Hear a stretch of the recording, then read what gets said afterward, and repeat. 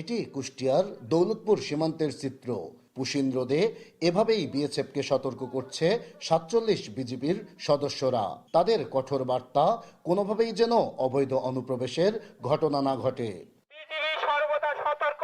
অবৈধ পুশিন রোধে এ সীমান্তের ৪৬ কিলোমিটার এলাকায় বাড়ানো হয়েছে বিজিবির টহল, জোরদার করা হয়েছে নিরাপত্তা ব্যবস্থাও।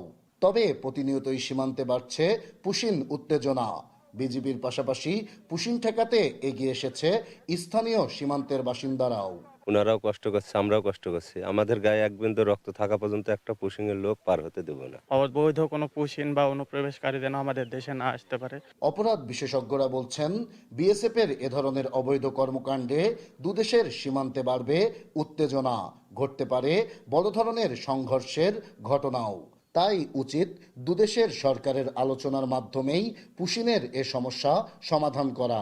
সীমান্তে কোনো সমস্যা হয়, দুদেশের আলোচনার মাধ্যমে, পতাকা বৈঠকের মাধ্যমে যে কোনো সমস্যা সমাধান করা উচিত। এলাকার মানুষের ভিতরে আতঙ্ক সৃষ্টি না করে যদি সুষ্ঠু সমাধান এর জন্য এগিয়ে আসে দুই দেশের সরকার, তাহলে ইনশাল্লাহ এগুলো করা লাগে না। তবে এ ব্যাপারে কঠোর বার্তা বিজিবির। তারা বলছেন, কোনোভাবেই এ সীমান্ত দিয়ে বিএসএফকে পুশিন করতে দেয়া হবে না। পুশিন ঠেকানোর জন্য যত ধরনের ব্যবস্থা নেওয়া দরকার আমরা যতভাবে পেরেছি, সেটা আপনি টেকনিক্যালি বলেন, আপনি ইকুইপমেন্ট বেসিসে বলেন, আপনি ম্যান পাওয়ার ইনভলভমেন্ট বলেন, সকল কিছুই আমরা করেছি। নিয়মিত বিএসএফের পুশিন চেষ্টার ঘটনায় আতঙ্ক ছড়িয়েছে সীমান্তবর্তী গ্রামগুলোতে।